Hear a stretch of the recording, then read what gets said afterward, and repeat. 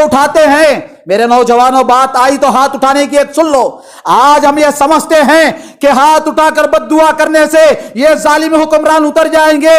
नहीं नहीं, हमारा नौजवान सुबह 10-11 बजे अपने बिस्तर से उठता है। जो दुश्मन इस्लाम को मिटाना चाहता है, उनके बच्चे 3:30 बजे सुबह उठकर अपने आप को तैयार करते हैं इस्लाम को खत्म करने के लिए। बताओ, हम अपने बिस्तरों से कितनी बजे उठते हैं?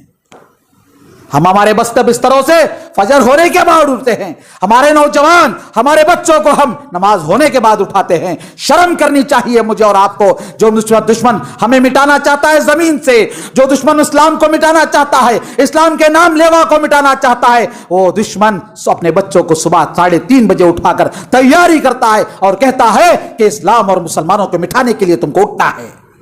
वो लोग उठते हैं, तैयारी करते हैं।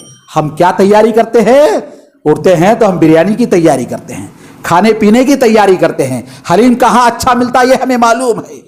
पकवान अच्छा कौन सा पकाजी करता है ये हमें मालूम है। बिरयानी कौन से होटल में अच्छी मिलती है हमें मालूम है। इसी पर हमने 70 साल गुजार दिए हैं।